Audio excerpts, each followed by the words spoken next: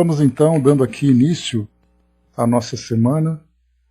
Feliz Dia das Mulheres para todas as nossas meninas. E começando também aqui de presente o início desse novo livro, Mecanismos da Mediunidade. Ele é um livro de autoria espiritual de André Luiz, psicografia do Chico Xavier e também do Valdo Vieira, mais um trabalho em dupla que eles desenvolveram. E nós vamos aqui então trabalhar, primeiramente, são 3 temas que nós vamos, 4 temas que nós vamos trazer aqui: a apresentação do livro, registros de Allan Kardec, mediunidade e anti-mediunidade.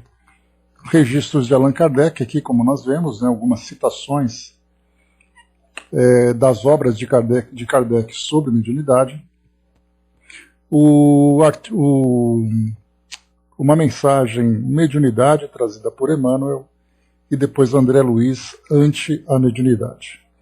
Então vamos lá. Esse livro que nós vamos estudar então, ele é considerado o 11º livro da série Vida no Mundo Espiritual de André Luiz. Nós estudamos Nosso Lar, Os Mensageiros Missionários da Luz, Obreiros da Vida Eterna, No Mundo Maior, Libertação, Entre a Terra e o Céu, Nos Domínios da Mediunidade, Ação e Reação, Evolução em Dois Mundos e Mecanismos da Mediunidade. Para finalizarmos essa série, ainda temos Sexo e Destino e A Vida Continua, mas chegaremos lá oportunamente. Esse livro ele traz para nós uma visão mais técnica sobre a mediunidade, trazendo conceitos científicos importantes, que nós vamos fazer uma comparação entre esses conceitos aplicados aqui no nosso mundo físico e também no mundo espiritual. Podemos até, de certa forma, fazer ali uma pequena comparação com o que nós estudamos em Evolução em Dois Mundos, como o próprio nome diz do livro anterior que nós terminamos, é a evolução tanto no mundo físico como no mundo espiritual. Por isso, então, a evolução em dois mundos. E aqui, nesse caso, Mecanismos da Mediunidade, ele vai trazer para nós a mediunidade também em dois mundos, a partir da perspectiva terrena e da perspectiva espiritual. Então, teremos aqui muitos desses conceitos da física da nossa ciência. Mas, é claro, a gente vai trabalhar de uma forma bastante leve. A nossa preocupação não é trazer aqui conceitos profundos, complexos, que nos desviem do nosso objetivo, que é estudarmos a mediunidade. Então, aquilo que nós percebemos que for muito profundo, que exigir de nós uma pesquisa muito trabalhosa, então a gente vai passar e vai estudá-la apenas ali no seu formato mais simples. Então, essa é a proposta que nós temos para esse livro. Ok, Angelina. Então, nós vamos aqui, esse livro, então, ele traz esses 3 textos iniciais: registros de Allan Kardec, mediunidade e anti-mediunidade. E aqui agora, nós temos aqui capítulos, são no total, só um instante, são no total 26 capítulos, e eles trazem os seguintes temas: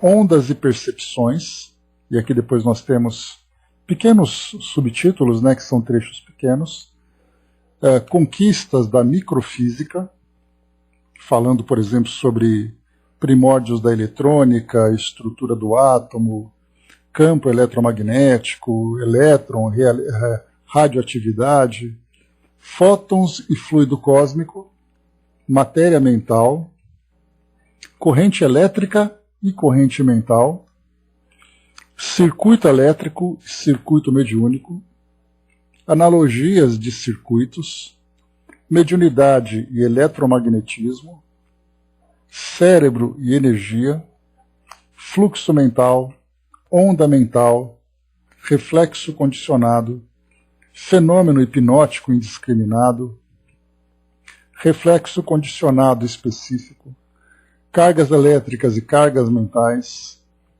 fenômeno magnético da vida humana, efeitos físicos, efeitos intelectuais, ideoplastia, a psicometria, desdobramento, mediunidade curativa e animismo e de obsessão.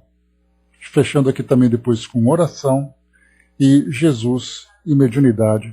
Então todos esses temas trazendo para nós aqui, nós vamos percebendo, né, que inicialmente André Luiz traz aqui por base alguns desses conceitos, né, primordiais aqui da nossa física, e depois nós vamos ali avançando um pouco mais para o plano espiritual, falando sobre a mente, falando sobre as correntes mentais, a própria matéria mental, né, o circuito mediúnico, como ele funciona, fazendo comparações com os circuitos que nós temos no mundo físico, com o mundo espiritual, enfim, todos esses temas que nós vamos estudar então. Como primeiro ponto que André Luiz apresenta para nós, é esse pequeno capítulo chamado Registros de Allan Kardec. Aqui como o título, né, dado por André Luiz, e ele traz assim para nós algumas citações. A primeira, por exemplo, o Livro dos Espíritos, que diz: no estado de desprendimento em que fica colocado, aí a gente fala aqui no desdobramento, né? O espírito do sonâmbulo entra em comunicação mais fácil com outros espíritos encarnados ou não encarnados, comunicação que se estabelece pelo contato dos fluidos que compõem os perispíritos e servem de transmissão ao pensamento, como o fio elétrico. Então já começa aqui a trazer, nessa citação, né, André Luiz ele traz essas passagens para mostrar exatamente aqui os conceitos que estão apresentados, né, do conteúdo desse livro. Então quando Kardec já dizia na sua época, né, os espíritos esclareciam que estabelece contato dos fluidos, que compõem os perispíritos e servem de transmissão ao pensamento, como o fio elétrico, nós percebemos aqui que estamos falando de termos terrenos. Então nós vamos ter que entender esses termos terrenos, depois dar a eles ali a devida interpretação para entendermos o mundo espiritual. Outra citação, o Livro dos Médiuns. Salvo algumas exceções, o médium exprime o pensamento dos espíritos pelos meios mecânicos que lhe estão à disposição, e a expressão desse pensamento pode, e deve mesmo, as mais das vezes, ressentir-se da imperfeição de tais meios. Então, se o médium utiliza dos meios mecânicos que estão à disposição, esses meios mecânicos podem facilitar ou dificultar a comunicação dos espíritos de acordo com o desenvolvimento que o médium tem. Desenvolvimento no sentido mediúnico, até das características fisiológicas que ele tem, porque a gente lembra que a mediunidade é também um atributo físico. Depois ele vai descendo aqui, no caso, o Evangelho segundo o Espiritismo. A mediunidade não é uma arte, nem um talento, pelo que não pode tornar-se uma profissão. Ela não existe sem o concurso dos espíritos. Faltando estes, ela já não há mediunidade. Então já começa também aqui mais uma citação, agora trazendo, né, o devido valor. Aqui a mediunidade, né, no seu sentido moral, já começa a trazer para nós que não adianta fazer dela uma habilidade pessoal. Eu tenho uma habilidade de ser médium. Se a mediunidade depende da comunicação por parte dos espíritos, se você tira os espíritos, o médium, por mais que ele queira, ele não vai conseguir nenhuma comunicação. A menos que ele mesmo desenvolva uma ideia e apresente um conteúdo pessoal, mas não um conteúdo mediúnico. Então já falamos do Livro dos Médiuns, do Livro dos Espíritos, o Livro dos Médiuns, o Evangelho segundo o Espiritismo. Agora nós vamos aqui para o livro O Céu e o Inferno, diz assim André Luiz, diz assim Kardec. Por toda parte há vida e o movimento. Por toda parte a vida e o movimento. Nenhum canto do infinito despovoado. Nenhuma região que não seja incessantemente percorrida por legiões inumeráveis de espíritos radiantes, invisíveis aos sentidos grosseiros dos encarnados, mas cuja vista deslumbra de alegria e admiração as almas libertas da matéria. Então aqui, o céu e o inferno falando para nós da presença dos espíritos em todo o universo, muitas vezes, na esmagadora maioria das vezes, não perceptíveis para os nossos sentidos grosseiros. Depois aqui embaixo, finalmente, nós temos o livro A Gênese, a última obra de Kardec. Isso dos 5 livros, das bases doutrinárias. São extremamente variados os efeitos da ação fluídica sobre os doentes, de acordo com as circunstâncias. Algumas vezes é lenta e reclama tratamento prolongado, como no magnetismo ordinário. Outras vezes é rápida, como uma corrente elétrica. Aqui ele já aborda o aspecto de cura, e mesmo assim ele traz para nós o efeito da ação fluídica, a rapidez de uma corrente elétrica, magnetismo, ou seja, ele vai trazendo para nós também ideias relacionadas às nossas ciências terrenas. Bom dia, Marion. Bom dia, Índio. Muito bem, aqui agora, fechando então essas citações de André Luiz, apenas para trazer para nós ali textos motivadores, digamos assim. Então, agora nós temos aqui um texto que foi assinado, uma mensagem assinada por Emmanuel em Uberaba, no dia 6 de agosto de 1959. Então a gente vem seguindo desde 1939 as publicações de André Luiz, quando ele lançou Nosso Lar, e aqui agora nós temos já em 59, 20 anos de estudos por parte de André Luiz. Então, mediunidade. Acena-nos a antiguidade terrestre com brilhantes manifestações mediúnicas a reportarem da história. Discípulos de Sócrates referem-se com admiração e respeito ao amigo invisível que o acompanhava constantemente. Então era chamado ali do seu daimon. Reporta-se Plutarco ao encontro de Bruto certa noite com um dos seus perseguidores desencarnados ao visitá-lo em pleno campo. Plutarco era um general grego.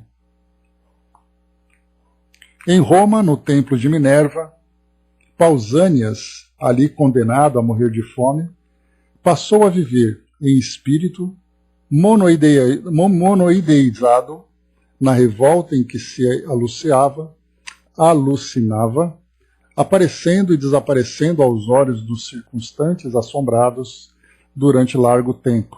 Ou seja, Pausânias, ele era um general espartano e comandou uma batalha, mas ele, condenado por traição, ele foi então preso e condenado então a morrer de fome. E ele, depois de desencarnado, fixo, monoideizado naquela sua revolta, no plano espiritual ele continuava preso àquele local e pessoas então diziam que viam aquele espírito. Inclusive uma passagem foi comentada no livro As Casas Mal Assombradas, de Camille Flammarion, que era ali contemporâneo de Kardec. Então contava essa história também. Então o que ele está dizendo aqui, o que Emmanuel vai trazendo para nós, são passagens da história, as passagens que foram ditas realmente assim sem muita importância, apenas ali a título de ilustração, mas que na verdade trazem para nós elementos importantes mostrando que esses fenômenos mediúnicos acontecem desde os tempos mais antigos. E continua. Sabe-se que Nero, nos últimos dias de seu reinado, viu-se fora do corpo carnal, junto de Agripina e de Otávia, sua genitora e sua esposa, ambas assassinadas por sua ordem, a lhe pressagiarem a queda do abismo. Os espíritos vingativos em torno de Calígula Eram tantos que, depois de lhe enterrarem os restos nos jardins de Lânia, eram ali vistos frequentemente, até que se lhe exumaram os despojos para a incineração. Todavia, onde a mediunidade atinge culminâncias é justamente no cristianismo nascituro.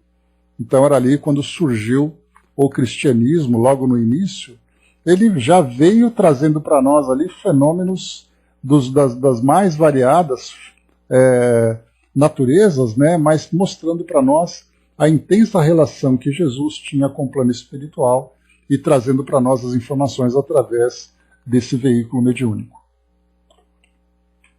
Toda a passagem do Mestre inesquecível entre os homens é um cântico de luz e amor, externando-lhe a condição de medianeiro da sabedoria divina. E continuando-lhe o ministério, os apóstolos que se lhe mantiveram leais converteram-se em médiuns notáveis. No dia de Pentecostes, quando, associadas às suas forças, por se acharem todos reunidos, os emissários espirituais do Senhor, através deles, produziram fenômenos físicos de grande cópia, como sinais luminosos e vozes diretas, inclusive fatos de psicofonia e xenoglossia, em que os ensinamentos do Evangelho foram ditados em várias línguas, simultaneamente para os israelitas de procedências diversas. Aqui, para quem quiser conhecer um pouco mais dessa história, no Novo Testamento, procurando ali o livro de Atos, lá no capítulo 2, vai encontrar o relato, né, desse fenômeno de Pentecostes, que era uma celebração judaica, e, né, o Pentecostes significa 50 dias, né? Pente vem de penta, de 5, né? Então Pentecostes, 50 dias a partir da comemoração da Páscoa. E aí então eles faziam essa celebração, e aí nesse dia em especial aconteceram esses fenômenos todos. Desde então, os eventos mediúnicos para eles se tornaram habituais. Espíritos materializados libertavam-nos da prisão justa. Aqui mais uma citação também do livro de Atos. O magnetismo curativo era vastamente praticado pelo olhar e pela imposição das mãos. Também aqui Atos dos Apóstolos. Como o próprio nome diz, né? Atos dos Apóstolos. Então eram histórias contadas sobre as experiências vivenciadas pelos apóstolos. Espíritos sofredores eram retirados de pobres obsessos, aos quais vampirizaram, também citação de Atos dos Apóstolos. Um homem objetivo e teimoso, quanto Saulo de Tarso, desenvolve a clarividência. De um momento para outro, vê o próprio Cristo às portas de Damasco e lhe recolhe as instruções, também Atos dos Apóstolos. E porque Saulo, embora corajoso, experimente enorme abalo moral, Jesus, condoído, procura Ananias, médium clarividente da aludida cidade, Damasco nesse caso, e pede-lhe socorro para o companheiro que encetava a tarefa. Então aqui também Atos dos Apóstolos, né? Lembrando que Saulo, após essa conversão, adotou o nome de Paulo, de perseguidora dos cristãos, se tornou um dos principais divulgadores do cristianismo. Não somente na casa dos apóstolos em Jerusalém, mensageiros espirituais prestam contínua assistência aos semeadores do Evangelho. Igualmente, no lar dos cristãos, em Antioquia, a mediunidade opera serviços valiosos e incessantes. Dentre os médiuns aí reunidos, um deles, de nome Agabo, incorpora um espírito benfeitor que realiza importante premonição. E nessa mesma igreja, vários instrumentos medianímicos aglutinados favorecem a produção da voz direta, consignando expressiva incumbência a Paulo e Barnabé. Aqui também outra citação de Atos dos Apóstolos. Bom dia, dona Miriam. Em Trode, o discípulo da gentilidade recebe a visita de um varão, em espírito, a pedir-lhe concurso fraterno, Aqui a gente lembra, né? Apóstolo da gentilidade, era uma expressão atribuída, né, a Paulo de Tarso, exatamente porque ele era o apóstolo que, através das suas intensas peregrinações e contatos, ele entrava em contato com grupos, com comunidades gentis. Os gentis, né, eram aqueles que não professavam o judaísmo. Eles eram aceitos na sociedade, eles eram tolerados, mas eles eram colocados numa condição inferior aos judeus. Então, assim, se houvesse o casamento entre eles, algo que era problemático, né, de acontecer, mas quando acontecia, e aí então somente os bisnetos desse casal poderiam ser considerados judeus legítimos, né, só para a gente ilustrar, né. Então, quando nós estudamos lá no nosso estudo do ESD, que trazia para nós, né, as bases da doutrina, né, os fundamentos, né, do Espiritismo, inclusive trazendo para nós também alguns estudos, né, sobre as passagens de Jesus no Evangelho, nós estudamos as cartas de Paulo para cada uma das comunidades. E aí, então, nesse estudo dessas cartas de Paulo, nós vimos, né, o contato que ele tinha com grupos diversos, tínhamos ali, então, cada experiência de comunidades ali, desde aquela região do Oriente Médio, até mesmo lá em Roma, né, que nós tivemos ali, né, cartas aos romanos, cartas aos coríntios e tudo mais, né. Então, essa era uma característica dos trabalhos de Paulo de Tarso. Deixa eu liberar aqui você, Didmar. Você veio com o nick diferente aqui, abriu a câmera, eu acabei te restringindo. Só um pouquinho aqui. Então vamos lá. Eunice, bom dia. Vamos em frente. E tanto quanto acontece hoje, os médiuns de ontem, apesar de guardarem consigo a bênção divina, experimentavam injustiça e perseguição. Quase por toda a parte, padeciam inquéritos e sarcasmos, vilipêndios e tentações. Então aqui, né?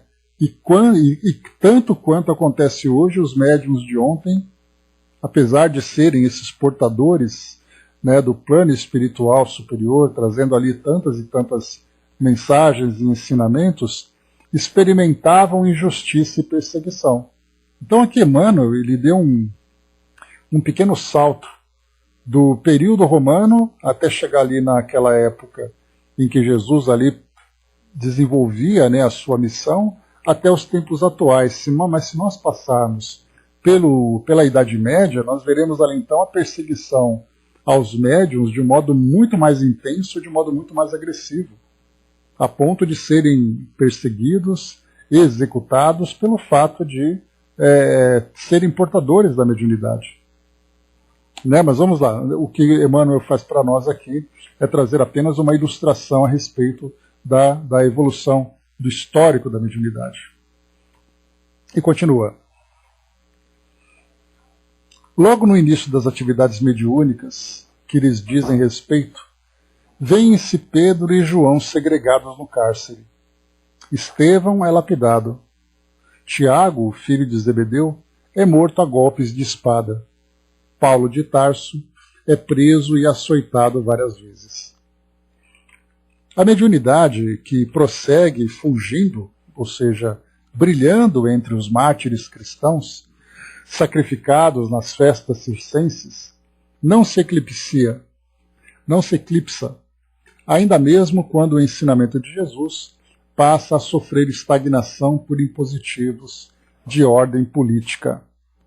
Aqui então, Emmanuel fala daquele período em que, né, houve ali uma estagnação dos ensinamentos de Jesus, quando então esses ensinamentos foram institucionalizados, utilizados como mecanismos, né, de controle e manipulação, como aconteceu na Idade Média, né, no período em que a própria igreja passou a controlar e virou uma instituição muito mais política do que uma instituição, do que uma escola de almas, né?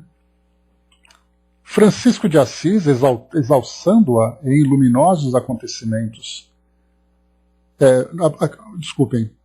apenas há alguns séculos vimos Francisco de Assis exalçando-a em luminosos acontecimentos.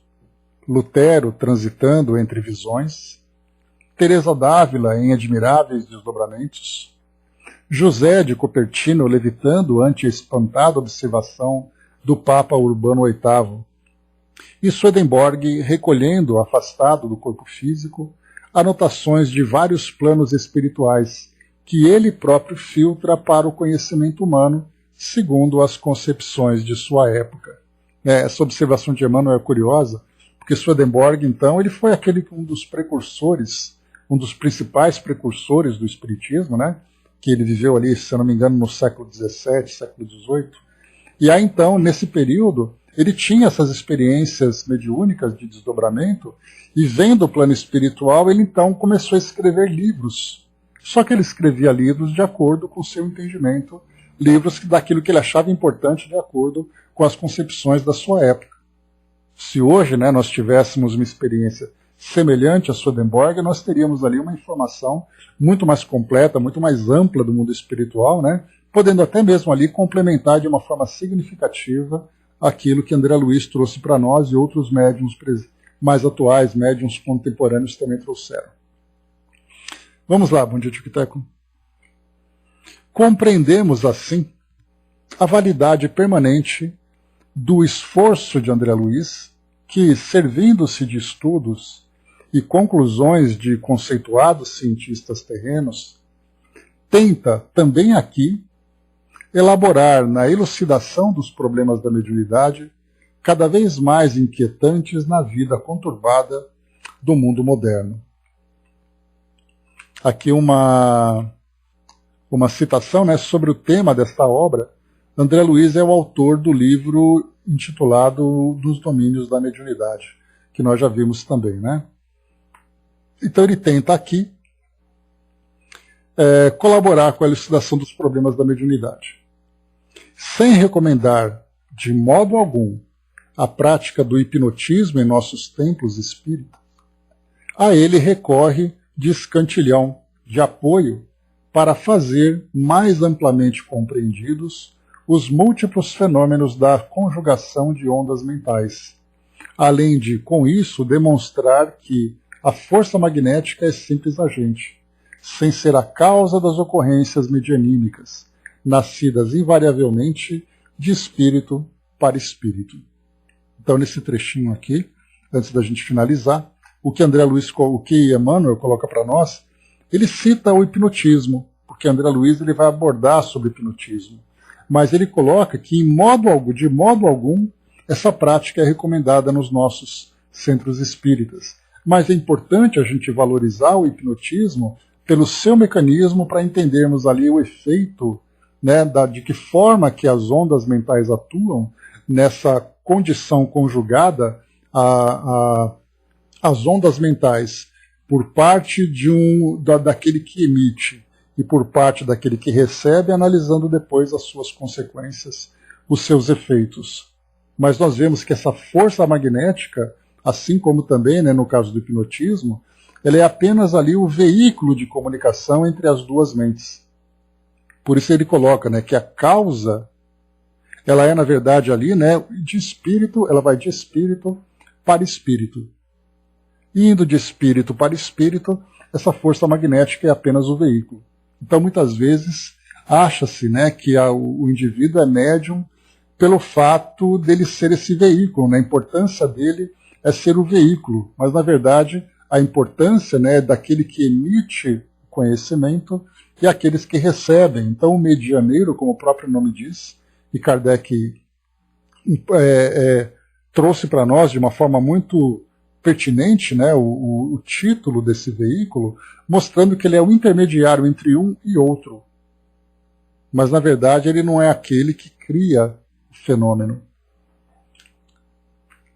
Em nosso campo de ação, temos livros que consolam e restauram, medicam e alimentam, tanto quanto aqueles que propõem e concluem, argumentam e esclarecem. Então é nesse campo de ação que Emmanuel traz para nós ele fala que dos livros que tem ali diversos objetivos. Então são livros que consolam e restauram, são aqueles livros mais morais, né? Medicam e alimentam, também aqueles de conteúdo moral, tanto aqueles que propõem e concluem, argumentam e esclarecem. Nesse critério, surpreendemos aqui um livro que estuda. Então já muda aqui também, trazendo mais uma característica, mais um propósito para esses livros que chegam do plano espiritual. Meditemos, pois, sobre suas páginas. Emmanuel, então, assina aqui, trazer depois dessa viagem que nós fizemos na história, né, destacando ali fatos importantes que relatam, que descrevem para nós, né, a presença do mundo espiritual, ou as experiências relacionadas com o mundo espiritual, para depois, então, nós entendermos como funciona esses fenômenos. Como o próprio nome diz, mecanismos da mediunidade, quais são os mecanismos, quais são ali, de que forma que a mediunidade acontece. E esse livro ele é muito pouco estudado pela sua complexidade, até porque muitas pessoas que desejam conhecer o Espiritismo querem conhecer o mundo espiritual, o que é uma curiosidade muito natural para todos nós. E conhecendo o mundo espiritual, eu quero saber das histórias, eu quero saber qual vai ser o futuro que eu vou encontrar no mundo espiritual. E nesse caso aqui, nos domínios da mediunidade, aliás, nos mecanismos da mediunidade, assim como também no livro Evolução em Dois Mundos que nós estudamos, são livros que, de certa forma, são muito pouco atraentes, a menos para aqueles grupos que se dedicam ao estudo, que querem realmente aprofundar e conhecer mais sobre esses temas. Mas, do contrário, os romances acabam sendo mais atraentes. Então, o que Emmanuel coloca para nós é, exatamente, né, surpreendemos aqui um livro que estuda. Então, vamos estudá-lo da melhor forma possível. E diz assim para nós, agora, né, vem André Luiz. Ele traz para nós também mais um artigo aqui de apresentação do livro, chamado Ante a Mediunidade. Vamos a ele. Depois de um século de mediunidade, à luz da doutrina espírita, com inequívocas provas da sobrevivência, nas quais a abnegação dos mensageiros divinos e a tolerância de muitos sensitivos foram colocadas à prova, temo-la ainda hoje incompreendida e ridicularizada. Então, mesmo depois de um século da doutrina da mediunidade praticada, né, sob a orientação da doutrina espírita, mesmo depois desse tempo todo, ele coloca um século porque foi 1859, nós podemos colocar quase agora, né, um século e meio, mais de um século e meio, na verdade são 164 anos, nós vamos fazer agora, né? Então, mesmo assim, a mediunidade continua sendo incompreendida e ridicularizada. Então, hoje, até que os médiuns, de um modo geral, eles não são atacados como eram no passado. Bom dia, Namoni. Hoje os médiuns, bom dia, embaixador. Hoje os médiuns são até compreendidos, porque a doutrina espírita já se difunde com mais facilidade, mas voltando, né, nesse tempo em que André Luiz coloca, final da década de 1950, né, a presença dos médiuns eram ali algo bastante incômodo, né, tanto que a própria chegada do Chico no Pinga Fogo, lá no início da década de 1970, chamou a atenção naturalmente pelo seu trabalho, por ele ser um grande médium no trabalho que ele realizava, e isso permitiu com que outros médiuns também fossem observados de uma forma diferente. Mas ele foi criticado também, ele foi perseguido, né? Então aqui coloca para nós, né? Deixa eu ver aqui.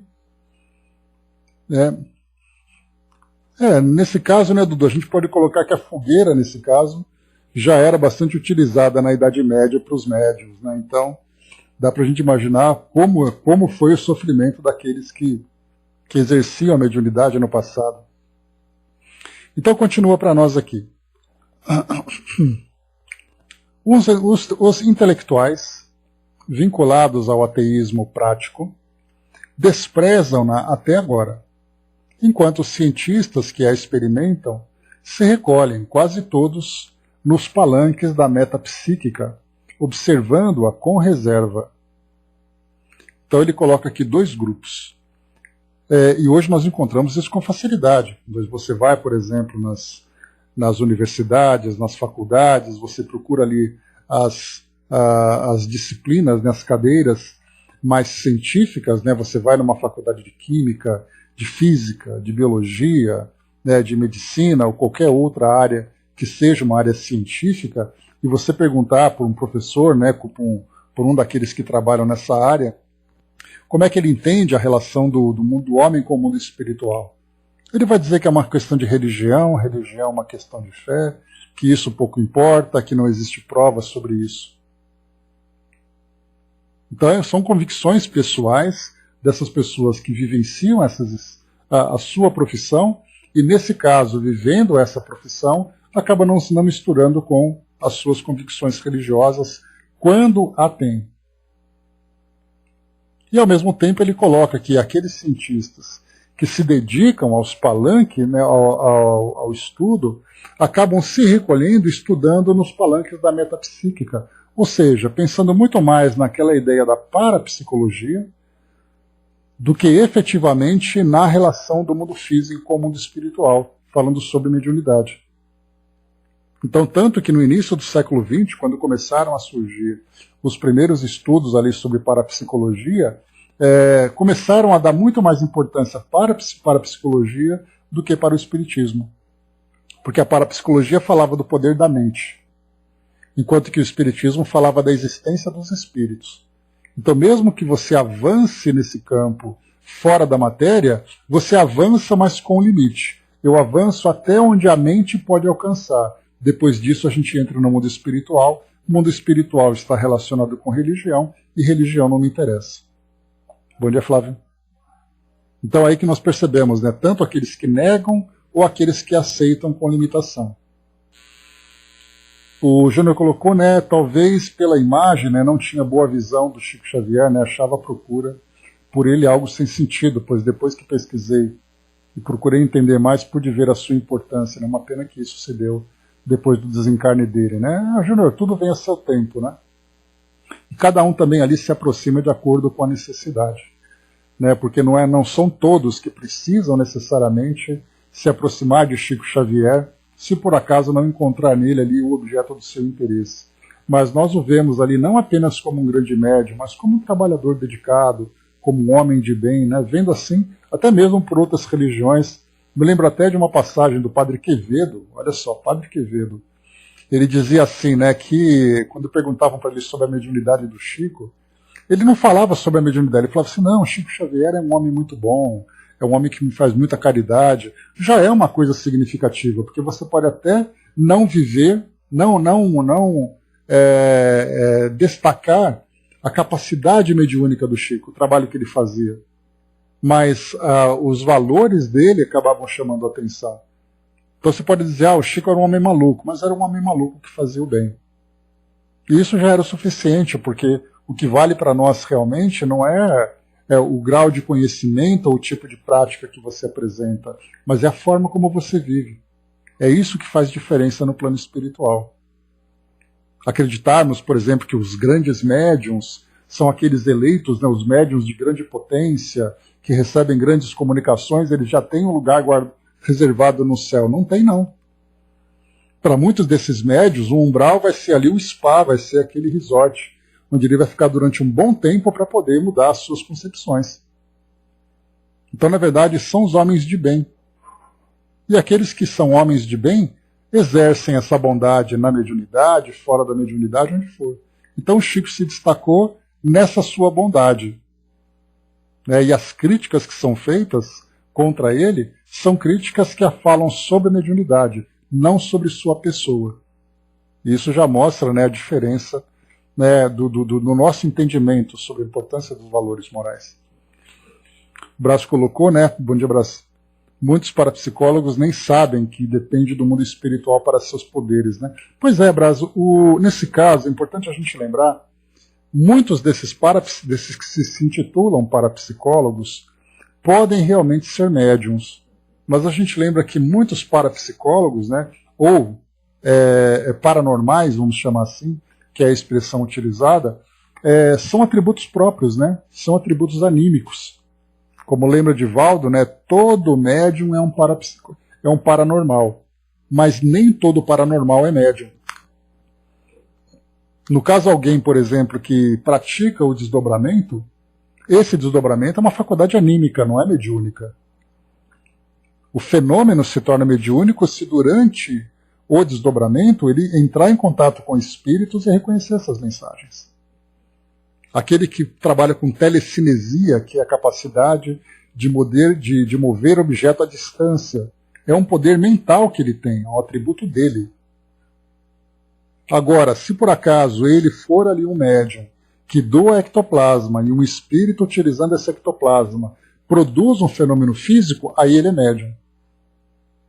Então é importante a gente ter essas duas diferenças, que o paranormal ele não necessariamente é médium, que para o espiritismo nós dizemos que é uma pessoa que possui faculdades anímicas, ou seja, faculdades da própria alma, e não a participação de espíritos. Agora, é claro que em muitos desses fenômenos, né, nós sabemos que os espíritos, como dizem para nós, né, exatamente, Brás, como coloca na questão 259, ou melhor, 459 do Livro dos Espíritos, quando fala para nós, né, que os espíritos interferem, influenciam, né, nos influenciam muito mais do que nós imaginamos. Então, muitas vezes, durante fenômenos paranormais que não são mediúnicos, há espíritos que nós não consideramos como mediúnicos, há espíritos presentes. Então, não dá para, da nossa perspectiva, olhar, mas nós sabemos que tem. Né? Vamos lá. Continua aqui André Luiz. Então, falamos dos intelectuais, que tem ali o ateísmo prático, e temos os cientistas que experimentam, nesse caso aqui, né, as vivências da metapsíquica. Metapsíquica fala sobre a mente além da matéria, além do mundo material. Junto deles, porém, os espíritas sustentam-lhe a bandeira de trabalho e revelação, conscientes de sua presença e significado presente perante a vida. Taxados muitas vezes de fanáticos, prosseguem eles a feição de pioneiros, desbravando, sofrendo, ajudando e construindo, atentos aos princípios enfeixados por Allan Kardec em sua codificação basilar. Então, muitos desses médiuns, juntos a esses intelectuais, juntos a esses cientistas, os médiuns continuam sua tarefa, continuam seu trabalho, a feição de pioneiros, ou seja, aqueles que vão, então, não apenas revelando o mundo espiritual, essa é uma parte importante. Os médiuns pioneiros que começaram aquele trabalho, isso a gente fala agora da mediunidade orientada pela doutrina espírita, né? Porque, como a gente viu, a mediunidade vem desde os tempos mais antigos. E, nesses casos, né, muitos médiuns recebiam uma atribuição de pessoas dotadas de um poder especial, de um poder divino. A partir do momento em que a doutrina espírita começou a trazer ali esclarecimentos, a mediunidade passou a ser considerada um atributo individual que permite, então, que os espíritos se manifestem. Até aí tudo em ordem. Esses pioneiros, então, esses primeiros médiuns, de lá para cá, outros tantos, né, que foram ali recebendo, né, esse compromisso de dar continuidade nesse trabalho de esclarecimento e de revelação, o mais importante não foi trazer, ou o mais importante foi não, o mais importante continua sendo não trazer o conteúdo do plano espiritual. Que isso, claro, tem ali o seu valor. Você traz uma mensagem que traz um esclarecimento, falando sobre a necessidade de transformação, explicações e tudo mais. O mais importante dos médiuns é observar que é possível falar com o mundo espiritual. Mostrar que esses instrumentos permitem que o mundo físico alcance o mundo espiritual e que o mundo espiritual alcance o mundo físico. Por isso que o grande papel deles, quando coloca, né, esses grandes pioneiros que desbravam, sofrendo, ajudando e construindo, para trazer para nós informações do mundo espiritual, eles então mostram essa possibilidade que foi negada durante muito tempo. Um ensinamento, por exemplo, no próprio Antigo Testamento, dizia que esses médiuns eram necromantes, pessoas que falavam com os mortos. E esses necromantes eram combatidos, eram expulsos, eram mortos, inclusive. Mas aí percebendo assim, porque o ensinamento que era dado era que era proibido falar com o mundo espiritual. Deus não permite que isso aconteça. Agora não, agora nós vemos que esses canais são canais que já são mais naturais. Você pode até não gostar, os seus princípios podem até não aceitar, mas você não pode negar que isso está acontecendo.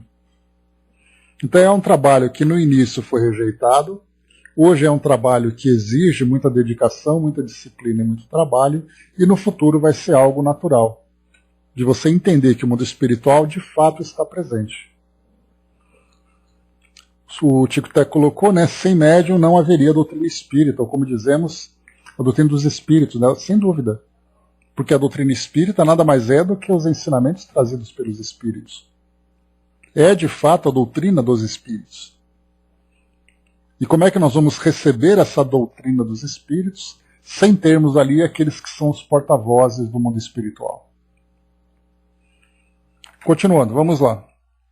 Isso não apenas a doutrina espírita, né? Porque a gente lembra que a doutrina ela foi elaborada a partir de uma organização, né, que Kardec trabalhou arduamente. Mas nós lembramos que todas as religiões também trouxeram a partir da comunicação com o plano espiritual, embora de uma forma sutil, embora de uma forma intuitiva, esses mesmos ensinamentos chegaram para nós.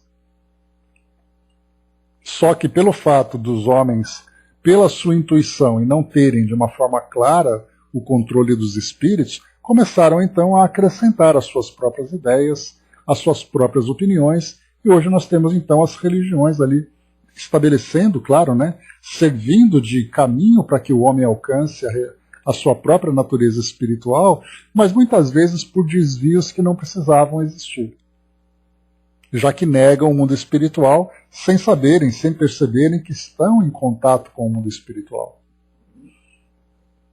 O Flávio lembrou, né, em verdade, eu vos digo, né, que se eles se calarem, as pedras é que falarão, vossos velhos terão sonhos, vossos jovens profetizarão.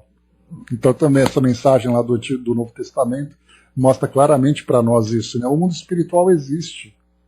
Você pode negar, você pode enfeitar, mas ele existe, e aos poucos a gente vai se aproximando da sua realidade, entendendo exatamente o que é. Depois que você morre, o que acontece?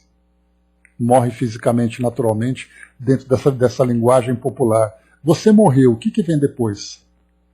Enquanto cada escola vai trazendo a sua ideia, até mesmo aquela escola que nega, há aquelas escolas que aceitam, mas cada uma trazendo o seu ponto de vista. Porque o mundo espiritual diz, se nós existimos, e os homens, pelo fato de apenas receberem essa intuição, eles mesmos criam essa ideia a partir da sua imaginação de como seria o mundo espiritual. Em que você vai para o céu, vai viver num palácio de cristal, você vai viver entre os anjos, que o paraíso ou o inferno tem essa ou aquela característica, mas qual é a realidade? Com jardins, com os coelhinhos brancos pulando, as borboletas, aquela coisa toda, né? Mas então os espíritos começam a trazer para nós, através desse canal de comunicação direto e aberto com o mundo físico, vieram trazer para nós o seu depoimento. E aí então nós vamos, através dos nossos estudos, compreendendo e fazendo ali essas comparações. Um espírito disse tal coisa, o outro disse tal coisa, um terceiro disse tal coisa, nós juntamos os três e começamos a observar as semelhanças, que é exatamente o princípio que Kardec adotou para estabelecer o controle universal dos ensinos dos espíritos. Pois é, esse é o problema, né, Chico Teco? Porque fica ali o céu à moda da casa, né? Porque cada um traz a sua ideia, já que você não tem uma referência direta. O que a doutrina espírita fez foi, para de ficar imaginando. Deixa que o espírito conte a sua experiência. E aí ele trouxe para nós esse grande legado, que foi esse controle, que nós observássemos isso, e por isso ele trouxe então tantos e tantos livros, e é por isso também que eu, pessoalmente, eu adoro o livro Céu e Inferno. Porque através ali na segunda parte, a primeira parte é um pouco mais preocupado com os dogmas, né? Mas na segunda parte, que fala dos exemplos, nós temos ali tantas e tantas comunicações que a gente vai lendo o que eles estão contando. Então, para fazer aqui uma comparação simples, eu gosto de fazer sempre esse exemplo para facilitar a nossa vida, é como se eu pegasse alguém que morasse, por exemplo, na Nova Zelândia, e eu ficasse imaginando como será que é viver na Nova Zelândia.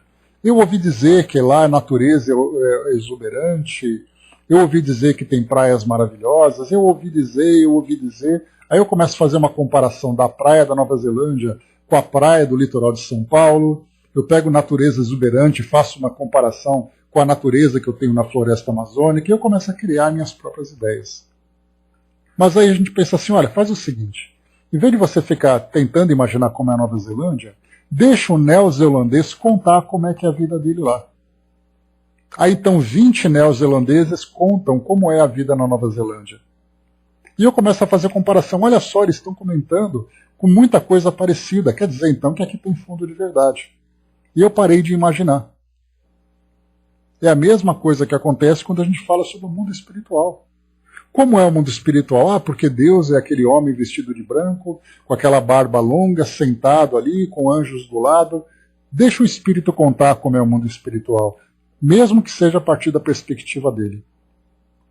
Porque a gente vai lembrar, né? Porque realmente nós temos ali cada espírito contando a sua história. Sim, cada espírito conta a sua história, assim como cada neozelandês vai contar como é a sua forma de vida, o seu estilo de vida naquele país.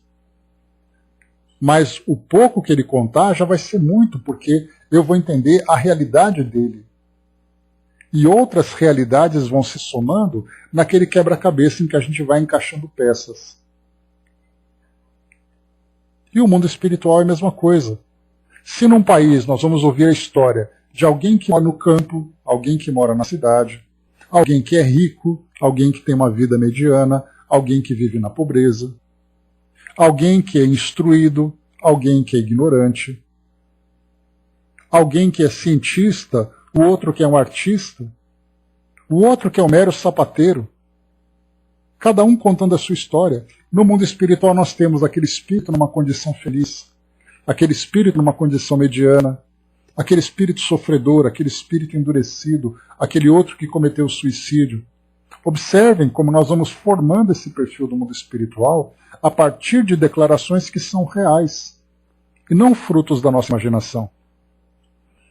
E aí, naturalmente, nós vamos conhecer uma faixa de existência no mundo espiritual onde esses espíritos vivem, cada um nessa condição. E aí nós vamos lembrar, mas o mundo espiritual se resume nisso? Claro que não. Porque Kardec, a partir das instruções que ele recebeu, ele começou a fazer nossos relatos, mostrando desde os mundos primitivos, onde na faixa espiritual, na dimensão espiritual, nós também vamos encontrar espíritos primitivos, que deve ser algo absolutamente fascinante para o nosso estudo. Quando nós estudamos Evolução em Dois Mundos, e nós vimos naqueles primeiros capítulos como eram os primeiros hominídeos, como eram os primeiros homens que chegaram aqui, imaginemos no mundo espiritual o local onde essas criaturas viviam. O trabalho que era feito para desenvolver o seu intelecto, desenvolver o seu psiquismo, as suas emoções, as influências espirituais que existiam, algo absolutamente fascinante. Mas nós sabemos que tem, que Kardec comenta, do ambiente onde nós encontramos os espíritos na condição angelical. Aqueles espíritos puros, que já se depuraram absolutamente de todas as imperfeições. O seu intelecto alcançou um grau de conhecimento que nós sequer conseguimos imaginar. A afinidade do seu pensamento com o pensamento divino, se nós podemos assim dizer. Então, desde aqueles que estão os mais depurados até aqueles que estão iniciando a jornada, essa é a realidade do mundo espiritual. e que nós estamos conhecendo a partir daquilo que os próprios habitantes do mundo espiritual relatam, e não como fruto da nossa imaginação. Já não é mais assim, cada um tem a sua verdade. Aqui do mundo material, cada um tem a sua verdade a partir do seu conteúdo cultural. Lá já do mundo espiritual, cada espírito conta a sua verdade dentro da realidade que ele está vivendo. E aí então nós vamos formando esse perfil. E como que isso tudo como isso tudo é possível? A partir da mediunidade. Sem esse mecanismo, sem esse canal de comunicação, nós não teríamos esse conhecimento. Por isso, então, a partir do momento em que a doutrina espírita chega e começa a trazer para nós orientações valiosas e importantes de como fazermos o bom uso desse mecanismo, aí então o mundo espiritual começou a se mostrar dentro da sua realidade. Porque, do contrário, nós tínhamos os médiuns do passado que eram considerados semideuses. Eram profetas, praticavam a mediunidade de uma forma absolutamente ritualística, fantasiosa. Era a mediunidade. Mas eles começavam a utilizar esse mecanismo de uma forma não preparada, usavam isso de uma forma intuitiva, de uma forma, muitas vezes até tomada, né, por paixões e tal. Se viam como seres especiais e não tinham. Agora nós temos oportunidade que a doutrina espírita traz do médium se conscientizar e se preparar, se capacitar para ser a que se comunica. E naturalmente, como consequência, a própria prestação de serviço do mundo espiritual no auxílio aos espíritos. Então olha a diferença, como a própria mediunidade foi evoluindo, a forma como ela era praticada, a partir da evolução dos próprios médiums. Não falo médium, esse médium especificamente, mas os médiums, cada geração vai trazendo ali a sua cota de médiums. O indivíduo que era médium numa encarnação, ele pode deixar de ser na outra, de acordo com as suas necessidades, com os seus compromissos. Então cada geração vai trazendo o seu grupo de médiums. E cada vez mais, cada geração vai trazendo médiums melhores, médiums mais preparados. E nós observamos isso na prática de uma forma muito interessante, quando nós, nos trabalhos que são realizados nas instituições espíritas, e aqui em especial posso falar do nosso trabalho do Espiritismo.net, que nós vemos pessoas que são médiums de outras religiões, que se assustam, que têm dificuldade de lidar com a mediunidade. E sabe o que é o mais curioso? Elas sabem procurar ajuda agora. Elas sabem que existem livros, sabem que existem instituições, que existem grupos que podem orientá-las. Então cada médium que chega numa geração, ele traz ali o seu próprio compromisso. Mas no momento em que ele precisa de ajuda, ele já sabe onde buscar. Ele pode sentir um constrangimento, um medo, porque é algo muito novo, mas ele fala assim, peraí, mas eu sou médium, eu estou vendo espírito. Mas o espiritismo também fala dos espíritos. Daqui umas 3 ou 4 gerações, a mediunidade vai ser algo natural para as pessoas. Vai dizer assim, olha, meu filho é médium, ele está vendo espíritos, deixa eu levar para educar o menino. Assim como ele fala assim, meu filho precisa aprender a ler e escrever. Então, com o passar do tempo, nós veremos o quê? Que a mediunidade vai começar a fluir no meio da nossa sociedade de um modo natural, como mais uma faculdade a ser educada. Meu filho não está enxergando bem, então eu vou levá-lo ao oftalmologista para fazer um exame. Meu filho está tendo umas percepções, então ele precisa estudar mediunidade. É o que nós esperamos. O Dudu trouxe para nós, obrigado pela presença, obrigado pela participação. Sem a presença mediúnica, o Espiritismo não seguiria seu caminho de poder consolar e trazer a tantas pessoas que precisavam da mensagem enviada por aqueles que foram eleitos para justamente mostrar que a notícia enviada seria o melhor para que tantos e tantos pudessem saber que a alma, o espírito, sempre estará ligado a que de direito foi escolhido para tal circunstância. Os espíritos espíritas contribuem para que tudo seja levado a quem precisa receber. A mediunidade não tem religião. A mediunidade não é dogma.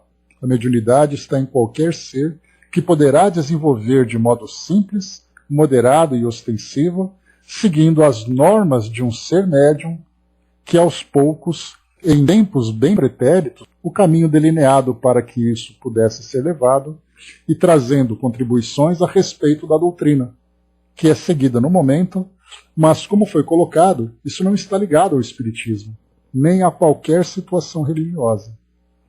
Onde qualquer seja o médium,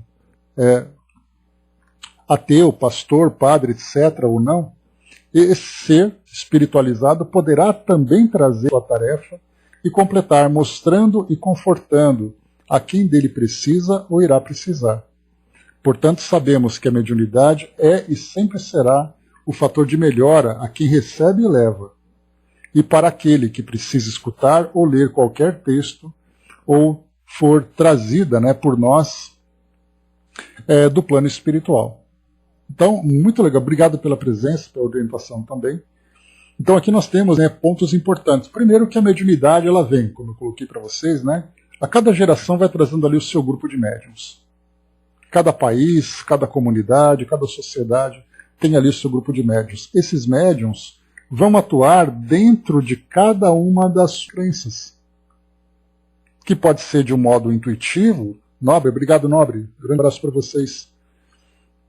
Então vão vivenciar a mediunidade dentro de suas comunidades, que para ele pode ser uma experiência importante, para aquela comunidade também ser uma experiência importante. E depois nós temos aqui também, né, então ele pode ser um ateu, né, o Chico mesmo no Pinga Fogo, a gente leu que falava, né, sobre os textos, filósofos, e o Chico comentou, né, naquela brincadeira, ele disse assim, né, quem não poderá dizer, né, ou quem poderá dizer é que os próprios filósofos do passado também eram médiuns, que recebiam essa inspiração sem saber. Então, assim, vemos dentro das religiões, vemos a neutralidade da mediunidade. Não sabemos por que uma pessoa vem médium. A gente sabe do para quê, mas não o porquê. Para que ela vem médium? Para se educar moralmente, para ter um esclarecimento espiritual, para melhorar a sua compreensão. Mas por que ela veio? Quais foram as condições na sua história que fizeram com que na sua programação reencarnatória fosse incluído o elemento mediúnico? Não sabemos. Cada um tem a sua história, cada um tem a sua necessidade. Há aqueles que têm uma mediunidade ostensiva, aquele que tem uma mediunidade intuitiva e aquele que não tem essa sensibilidade quase que desenvolvida e não percebe nada, portanto. Kardec era assim, a gente lembra? Falando dos mais famosos, né? Kardec não era médium, ele dependia, mas por que ele não veio médium? Aí nós especulamos naturalmente que Kardec não veio médium porque ele precisava de uma lucidez no seu julgamento, para ter um olhar distante fora, para analisar aquilo que era apresentado. Será que é isso? Pode ser. Por que nós, uns têm mediunidade e outros não têm? Isso nós não sabemos, saberemos depois no futuro. Irmão do Bem também trouxe para nós uma mensagem, muito obrigado, querido. Diz assim para nós: queridos irmãos, luz e bem, importante é o compromisso que daqui estamos a observar. Mais um livro, mais um compromisso. Passem a observar. Se não observaram, não é o acaso que os leva a escolhas, mas inspiração dos amigos espirituais encarregados de levar a luz ao grupo JBE, para daí ser levado a todos que desejarem. Sejam firmes nos objetivos. Fé, amor, caridade. Servir a todos, servir sempre. Então, irmão do bem, mais um companheiro querido nosso que também nos orientando, nos ajudando sempre e dando para nós essa motivação de vermos, né, que como é importante a gente ter essa vontade de estudar e como a gente consegue abrir a nossa mente a partir desses conteúdos que vão se apresentando para nós. Os nossos comentários, as nossas análises, são apenas ali uma facilidade que nós temos. Mas o conteúdo que chega para nós, para o nosso estudo, esse sim é a grande pedra preciosa que nós estamos aqui apreciando, né? Muito obrigado aos amigos do plano espiritual, então. O Brás colocou, imagino que quem tem a mediunidade de intuição sem saber, né? Era o caso de Kardec. Temos notícias de espíritos soprando em seus ouvidos, né? Pois é, Brás, eu mesmo, né? Lembra que eu falava, sou médium tijolo. Até a Cecília vir puxar minha orelha, né? Você que pensa. Então eu já fiquei quieto, já não brinco mais disso. A brincadeira perdeu a graça. Né? Então agora tem que levar a sério, porque é sério a coisa. Não tem jeito. Vamos avançando, meus amigos, só para a gente finalizar aqui então o que o André Luiz trouxe para nós. Vamos lá. Pois é, Dodô, eu penso o tempo todo. Né, quando eu falei que eu era médio tijolo, eu levei uma tijolada fluídica. Nunca mais. Então falávamos aqui, né, lendo de novo aqui esse parágrafo, deixa eu ver aqui. Tá, vamos lá. Além disso, alguém disse que, entre aspas agora, os espíritas pretenderam misturar no espiritismo ciência e religião, o que resultou em grande prejuízo para a sua parte científica. E acentuou que um historiador, ao analisar as ordenações de Carlos Magno, não pensa em além-túmulo, que um fisiologista, assinalando as contrações musculares de uma rã, não fala em esferas ultraterrestres, e que um químico, ao dosar o azoto da lecitina é um composto orgânico, né? Não se deixa impressionar por nenhuma fraseologia da sobrevivência humana. Então foi colocado historiador, um fisiologista e um químico. São 3 indivíduos que atuam em áreas que precisam de pesquisa, precisam de comprovação material. Então ele colocou, né, desses 3, acrescentando também alguém que disse, né, que em metapsíquica é necessário proceder de igual modo, abstendo-se o pesquisador de sonhar com mundos etéreos ou emanações anímicas, de maneira a permanecer no terra-terra, acima de qualquer teoria, para somente indagar muito humildemente se tal ou tal fenômeno é verdadeiro, sem o propósito de desvendar os mistérios de nossas vidas pregressas ou vindouras. O espírita, contudo, então primeiro lá em cima, você tem que estudar objetivamente aquilo que o mundo espiritual apresenta, aquilo que o mundo material apresenta. Na química, na fisiologia, na história, focar naquilo que é o terra-terra. O espírita, contudo, apesar do respeito que os espíritas, contudo, apesar do respeito que consagram a pesquisa dos sábios, não pode abdicar do senso religioso que lhes define o trabalho. Julgam lícito reverenciá-los, aproveitando-lhes estudos e equações, qual nos conduzimos nessas páginas. Nos conduzimos nessas páginas, tanto quanto eles mesmos, os sábios, lhes homenageiam o esforço, utilizando-lhes o campo de atividade para experimentos e anotações. Consideraram os espíritas que o historiador, o fisiologista e o químico podem não pensar em além-túmulo, mas não conseguem avançar desprovidos de senso moral, porquanto o historiador sem dignidade é veículo de imprudência. O fisiologista sem respeito para consigo próprio quase sempre se transforma em carrasco da vida humana, e o químico desalmado facilmente se converte em agente da morte. Se caminham atentos à mensagem das esferas espirituais, isso não quer dizer que se enquistem, se fechem na visão de mundos etéreos, para enternecimento beatífico e esterilizante, mas para se fazerem elementos úteis na edificação do mundo melhor. Ou seja, eles não se preocupam com o mundo espiritual, mas a partir do momento em que eles baseiam seus trabalhos em valores nobres de caráter, de verdade, de caridade, amor ao próximo, então esse é um trabalho de edificação para o mundo melhor. Se analisam as emanações anímicas, é porque desejam cooperar no aperfeiçoamento da vida espiritual do planeta, assim como na solução dos problemas do destino e da dor, junto da humanidade, de modo a esvaziarem penitenciárias e hospícios. E se algo procuram, acima do terra-terra, esse algo é a educação de si mesmos, através do bem puro aos semelhantes, com que aspiram, sem pretensão, a orientar o fenômeno a serviço dos homens, para que o fenômeno não se reduza à simples curiosidade da inteligência. Quanto mais investiga a natureza, mais se convence o homem de que vive num reino de ondas transfiguradas em luz, eletricidade, calor ou matéria, segundo o padrão vibratório em que exprimam.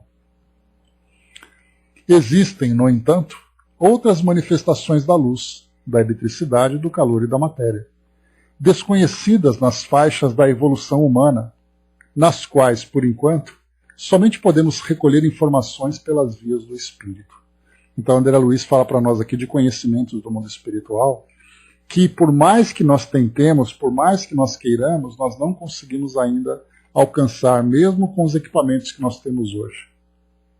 Não conseguimos, porque a nossa ciência ela vai evoluindo gradualmente. Assim como houve um tempo em que o homem não era capaz de utilizar um instrumento mais pesado do que o ar para voar, e hoje ele consegue, assim como ele não conseguia se comunicar à distância, e hoje ele consegue, ele não consegue ver ainda o mundo espiritual por limitação tecnológica e também por limitação de compreensão.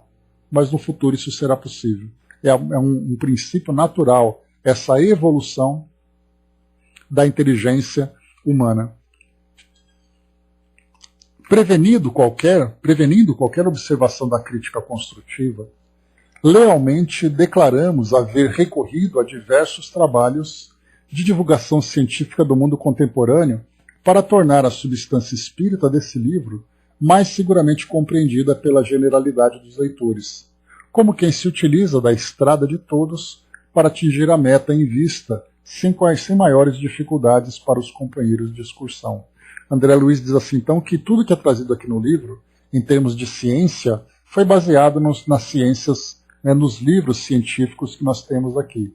Na verdade, que nós tínhamos naquela época, mas André Luiz trazia conceitos novos, como ele sempre faz, mas nós encontraremos também nos livros atuais.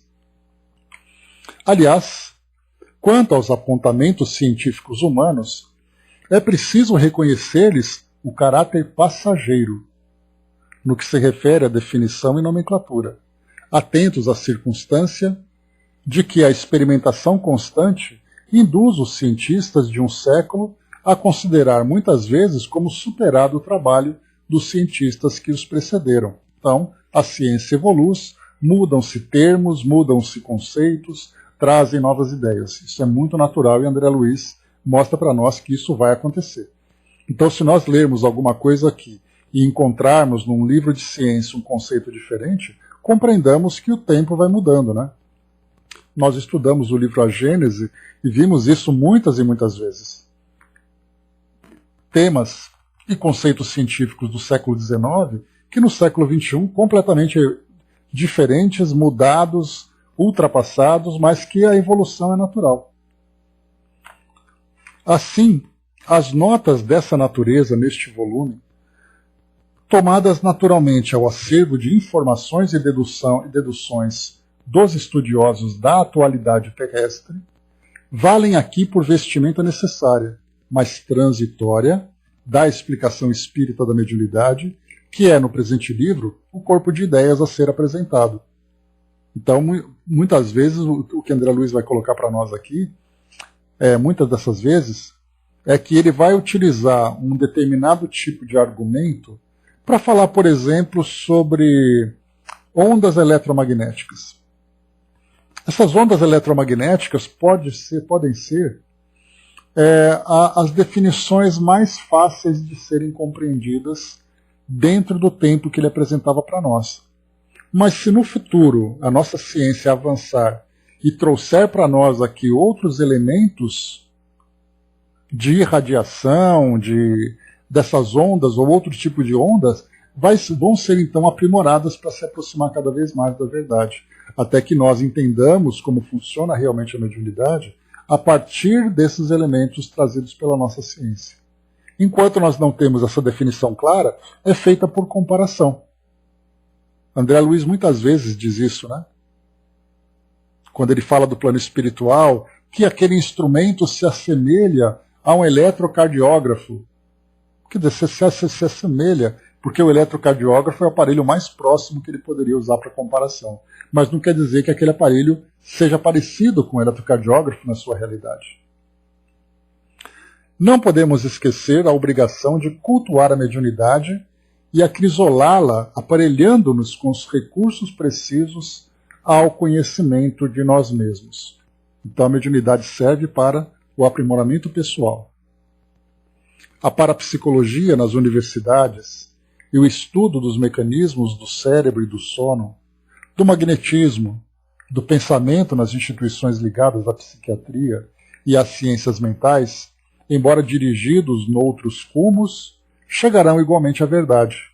Mas antes que se integrem conscientemente no plano da redenção humana, burilemos por nossa vez a mediunidade à luz da doutrina espírita, que revive a doutrina de Jesus, no reconhecimento de que não basta a observação dos fatos em si, mas também que se fazem indispensáveis a disciplina e a iluminação dos ingredientes morais que os constituem, a fim de que se tornem fatores de aprimoramento e felicidade a benefício da criatura em trânsito para a realidade maior.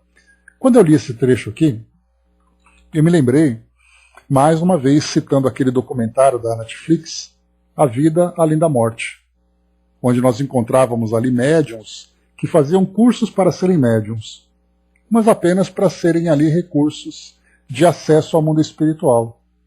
Sem a disciplina sim, porque eram disciplinados, mas sem a iluminação dos ingredientes morais que os constituem, a fim de encontrarem a felicidade através do seu próprio aprimoramento e da felicidade através da prática mediúnica.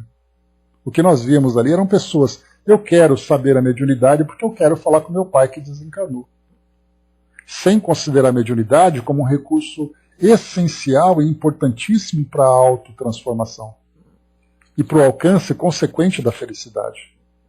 Então a mediunidade continua sendo para nós algo técnico, tanto que pessoas querem fazer curso de mediunidade para abrir um consultório para poder fazer ali os trabalhos mediúnicos, para o seu próprio interesse, como nós vemos com muita frequência. Você anda pelas ruas e você vê uma placa num poste, traga o seu amor em 3 dias. Descubra qual vai ser o amor do seu futuro, no seu futuro. E assim tantos outros argumentos usando a mediunidade como mero instrumento de trabalho material e não de trabalho moral. André Luiz então assina essa comunicação em Uberaba, 11 de agosto de 1959. E nós tivemos aqui uma nota de rodapé que fala sobre a forma como esse livro foi elaborado, né? Só para a gente finalizar. A convite do espírito André Luiz, os médiuns Francisco Cândido Xavier e Valdo Vieira receberam os textos desse livro em noites de quinta e terças-feiras na cidade de Uberaba, no estado de Minas Gerais. Aqui nós vemos a transição, né? Se o Evolução em Dois Mundos o Chico recebeu em Pedro Leopoldo, aqui agora ele também já está em Uberaba. Ele já teve essa mudança nesse período.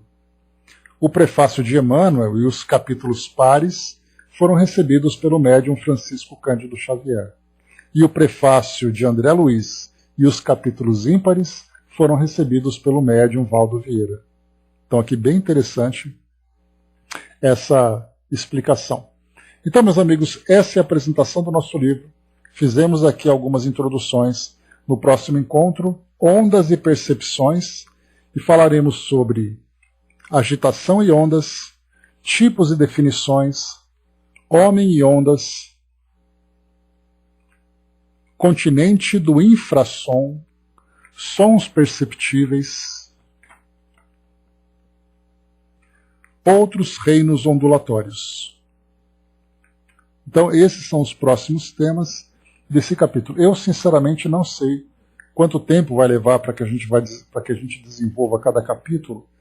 Em algumas obras de André Luiz, a gente conseguia fazer um capítulo por encontro. Vamos ver aqui, né, como são textos pequenos, vamos ver como é que a gente vai fazer, se estuda um capítulo por encontro, ou vai estudando 2 capítulos, não sei. Vamos lá que a gente vai tentar organizar aqui com o passar do tempo, né? Com fé, Andréia, vai na fé, vai na fé. Segura na mão de Deus e vai. Então é isso, meus amigos. Fechando por aqui a nossa apresentação. Vimos aqui então a apresentação, registros de Allan Kardec, mediunidade e anti-mediunidade.